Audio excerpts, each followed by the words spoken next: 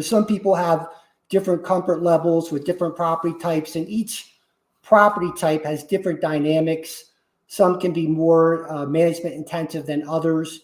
For example, residential tends to be pretty management intensive. Even if you have a third party manager in place, which most investors will, it still can demand more of your time. So again, there has to be a comfort level with the product type. In addition to that, also, while it may seem obvious, price range is an important consideration. Right now in today's market, if you have a certain amount of cash that you're willing or ready to invest, it's not going to go as far today as it would have maybe 2 or 3 years ago. Your lenders are much more stringent on what they're willing to lend in terms of loan to value ratios, things of that nature. So again, important consideration. In addition to that, beyond that, you're going to want to refine your search and your criteria by looking at other things. For example, like the target or the indicated rate of return. Obviously, as investors, we all want to get the highest rate of return that we can, but there's always a risk-reward relationship. So if you're very conservative, it might be that you want a single tenant occupied property, a credit rated tenant like a Bank of America with maybe a 20-year lease, but you're going to end up taking a low rate of return for that. Maybe that's appropriate for you. In addition to that, maybe you're willing to take on a property with some vacancy, with more risk. So that's an important consideration in terms of the rate of return. The age of the property and the property condition comes into play. Maybe you're willing to take on the risk of some renovation work, repositioning a property for the potential for increasing rents and getting improvement in the tenancy. The number of tenants at a property comes into play. Generally speaking, if you have more tenants, a multi-tenant building, there's some less risk involved in that versus a single tenant building. And then also vacancy levels. Even though today, right now, we're in a soft office market, there are investors that at the appropriate price, they're willing to come in and buy office properties with high vacancies and deep discounts on pricing and repositioning those properties. So all these are factors that you're going to want to consider in terms of helping you refine your search for the right property for you. Charles, why don't we switch gears and dive into the numbers more at this point? What comes to mind to you in terms of just some basic metrics or important considerations looking at the numbers on an investment property? Well, anyone who's ever looked at an investment property on the commercial side has heard the term cap rate or capitalization rate. And that's the first thing you hear. And that's many times the first, fence that you need to jump to get over, what's the cap rate on the property? So what are we really talking about when you hear the term cap rate? So it's obviously used in commercial real estate, and it's the expected rate of return on the property. So if you're looking in a specific market area, one of the things you're going to want to see is what are the cap rates on other like properties. So if you wanted a cap rate of 8% and everything else is at a 7%, that might not be the property for you. Now, one other thing about this, they also called it the non-leveraged rate of return because it doesn't include financing. And the reason it doesn't is that you're using it as a comparison tool. And if you're going to use it as a comparison tool, you want to take out things that are very specific to the property, like financing. So let's talk about cap rate. Now, how is it calculated? Well, we have what's called the formula. So hopefully that's easy to remember. So the I is net operating income. Net operating income is very simple. It's revenues minus direct operating expenses for the property. So it's taxes, it's insurance, common area maintenance. For an office building, it might include utilities, suite cleaning, landscaping, things of that ilk. The R is cap rate and V is value. So if you're looking at a property and you know what the net operating income is and you have an asking price, you could figure out what the value is of the property. Actually, if you have the income and then the value, you can figure out what the cap rate is. So we have some equations here at the bottom. Value equals the income divided by the rate, or the rate, which we were talking about earlier, is income divided by value. So here's an example. You're looking at a property. It has a net operating income of 150,000 and the asking price is 2 million. So you're trying to figure out, is this a fair asking price? Is it high? Is it low? Well, 150,000 divided by 2 million is 7.5%. And that's where you're going to use that 7.5% to look at what else is selling in the market and decide whether that is a number that works for you. So the benefits, and this is why the cap rate is always used first. It's a simple comparison tool. By not using any debt, your returns aren't skewed by things that are very, very personal and specific to the property. It also allows investors to benchmark the performance against those market averages. So if you see what the market average is 7% and you see something as a cap rate of 8%, well, if it's a solid investment, that's a pretty good return and it's better than market. So here are the problems with cap rate. This is why it's simply just the first step in the property. It ignores all the other costs associated with buying the property. So when you buy the property, you have transfer taxes, you have the cost of inspecting the property, you have legal costs. Those can be rather significant. Those are ignored by a cap rate analysis. The cap rate analysis is also at a moment in time. It tells you nothing about prospects in the future, which goes into the next point, which is it fails to capture what might happen in the future. And as we said earlier, it ignores debt and leverage. Now that's really good for an initial analysis, but it doesn't give you your true rate of return, which is what you're looking for, is your true rate of return. So I'm going to shoot it back over to Chad, who's going to talk about a more detailed way of looking at the returns on the property and what you need to look at. Sure, Charles. So having mentioned the shortcomings of the cap rate leads us into a discussion on what's called the cash on cash rate of return. And really, it's a better metric, a better rate of return that tells you your true rate of return given the cash you've invested in addition to the cash returned by the property in a given year.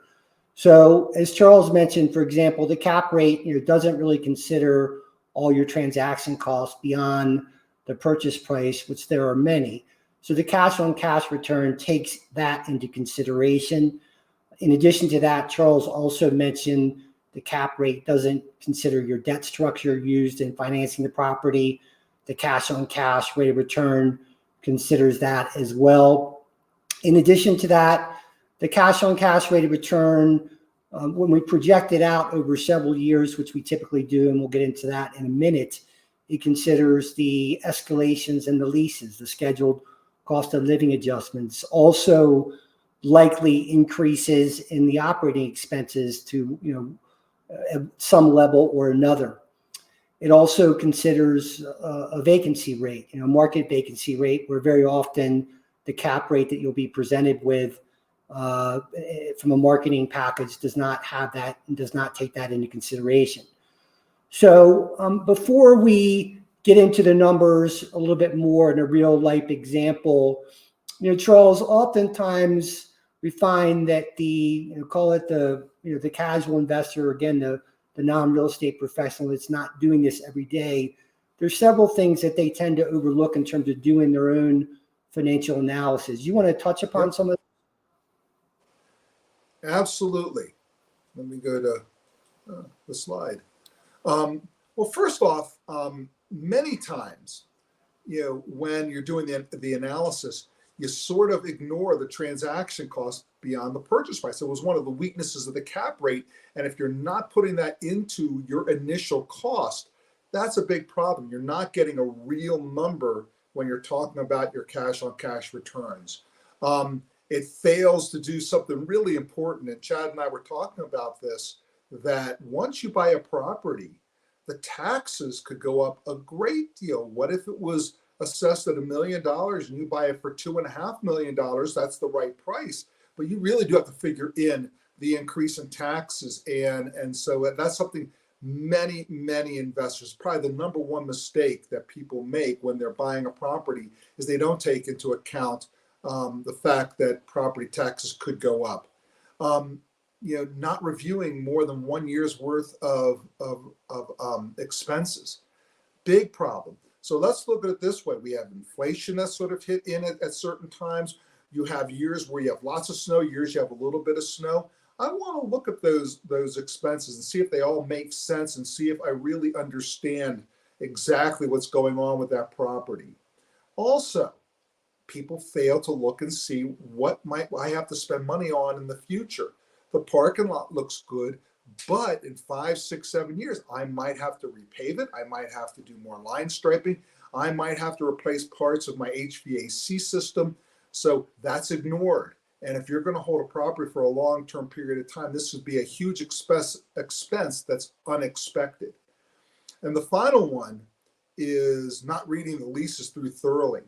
And Chad and I have seen this many times in our career when a new a property man or a new owner buys a property and it's a big building, 50 leases. There's a lot of things that are missed. And so you have to read through everything very, very thoroughly so that you don't get a call from your tenant saying, hey, this is what my lease says and we're not doing it. That could be a big problem. It could be very, very expensive. So now we're going to move on to a real life example. So I'm going to hand it back to Chad and let him go through the James Street apartments. Sure. So this is an apartment building that we listed and sold a couple of years back. And this is a 15-unit apartment building based in Maryland, 3-story building. It's a mixture of 1 and 2 bedroom units, constructed in 1983. This sold at $1,320,000. And again, this is a couple of years ago.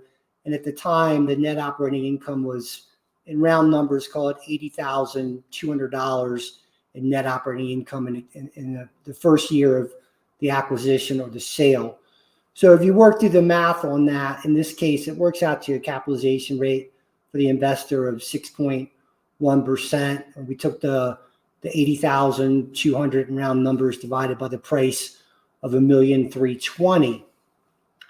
So in terms of just going back to some of the factors that Charles mentioned earlier, some of the shortcomings in the capitalization rate, we're focused here more on the cash on cash return, and we're working through this analysis just to show you, what the result of the cash on cash return is here. So in this case, as I mentioned, the purchase price at the time that we sold the property at was $1,320,000. We expected that to be a little bit lower. We thought the cap rate, given the age of the property, was going to be a little bit higher, maybe at 7% cap rate or higher. But in this case, the investor felt like the rents were undervalued, given what the local market was doing as far as comparable rent. So, but the important part on this slide here is that we're going through and we're listing and accounting for all the transaction costs beyond the purchase price. So Charles mentioned some of these earlier, but we've got things at the state, city, and county level of like transfer taxes and recordation fees. So here's $12,540. We're going to have a loan fee associated with the mortgage we place. We're going to have an appraisal fee that's probably around $3,500. There's some legal fees, title insurance. In all likelihood, there will be maybe some kind of a property inspection that the investor might want to do. And even if they don't want to do a physical property inspection by an outside third party, the lender is going to require like an environmental audit of one kind or another. There's different levels of that. There's going to be a cost associated with that. So, in this case here, looking at the numbers, in just round numbers, the added transaction costs here are about $42,000 beyond the acquisition price. So accounting for the debt structure, in terms of this analysis and our example to you, we're assuming that this investor placed 75% loan, 75% loan to value, which would be a mortgage of $990,000. So given the sale price and the loan that was placed, and they have cash invested of $371,000, $770. Call it $372,000 in round numbers. So, working through the first year's income and expenses, and also the net operating income.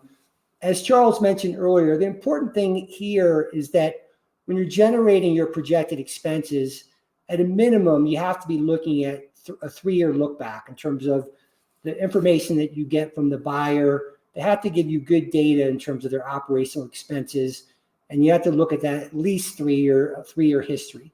Ideally, we like to go back to like 5 years, so it gives you a better trend how the expenses are tracking, and it just levels out different fluctuations from one year to another to give you a better true sense of the operating expenses.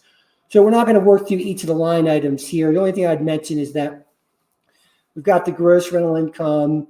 There's some laundry equipment rental income that comes from the laundry room that's in the building, coin-operated machines. We got the various expenses listed here, typical line item expenses. On the property management fee, which is in here, typically that's going to range maybe on the low side 4% up to on the high side 6%. But again, we get to the net operating income of $80,166. Now, as we get into a longer term pro forma, which Charles will speak to in a minute, you're going to see that we account for both a vacancy rate factor and also potential future capital improvements. And that the summary I just provided, we don't have those in there just because we're looking at only the first year. We know at this point there's no vacancy, but for a long-term perspective, those items have to be accounted for, and Charles will show that a little bit later in the presentation. So in this particular case, as we mentioned, or as we've shown, we've got net operating income of $80,166. We've got the mortgage that works out to an annual amount of $76,543. Here's where we put in the lines are slightly off here, but we've put in $2,500 for an annual capital reserve escrow amount, because inevitably we'll have to at some point replace the roof. We're going to have to resurface the parking lot, things of that nature. So we put in a number of $2,500 to account for that per year. In addition to that, so at this point we've got annual cash flow after the mortgage of $1,123. They're pretty nominal, and as you can see, the cash on cash return based upon the $371,000 we have invested, it works out to be less than 1%. So in this case, we showed earlier where we had a cap rate of 6.1%, yet when you factor all the additional acquisition costs in, we're at a cash on cash rate of return of less than 1%. Again, this investor is kind of banking on the future with higher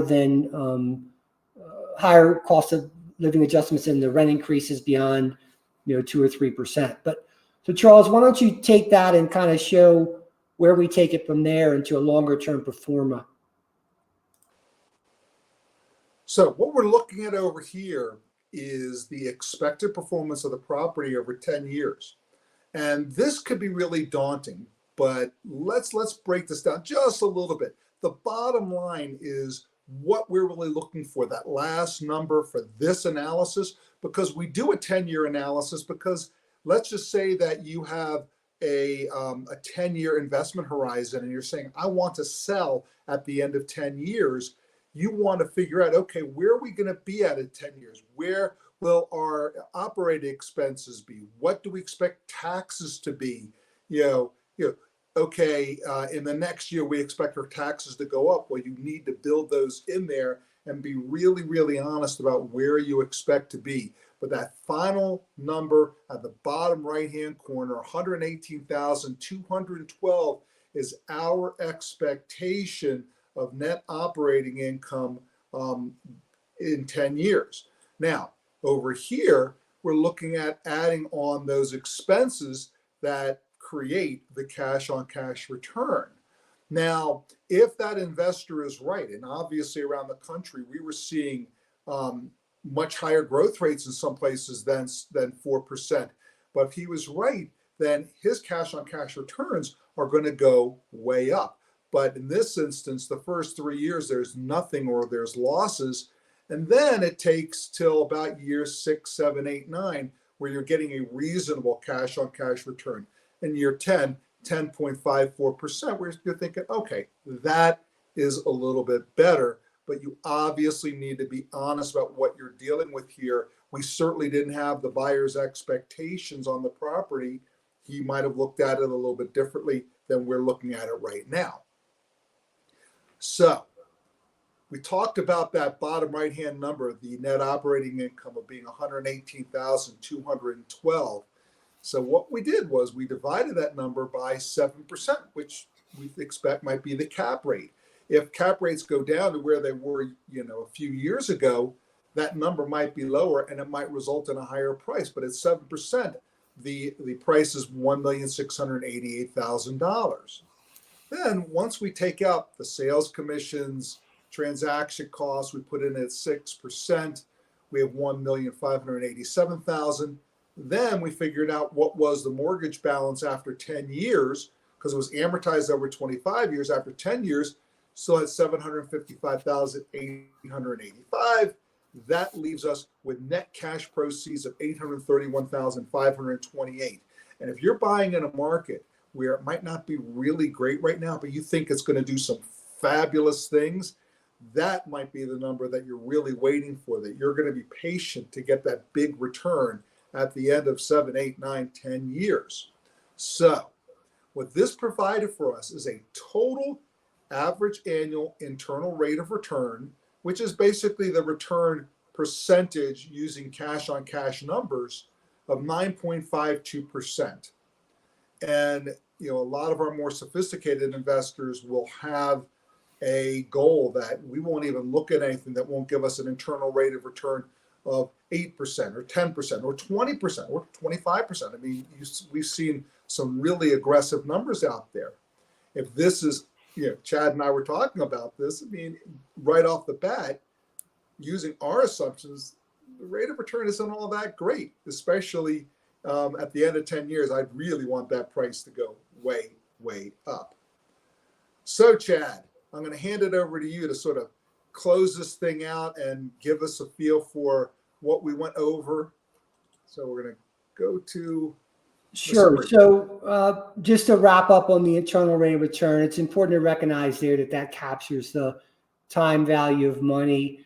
As Charles indicated, it takes you through an entire hypothetical holding period and eventual sale of a property. So it captures the terminal value and your net sale proceeds at the end of that.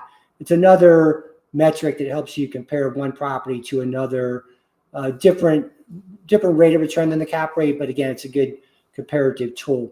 So with that, just in terms of the wrap up, the most key takeaways that we can emphasize to you today in running the numbers are: number one, you have to look at a long-term history of the operating expenses.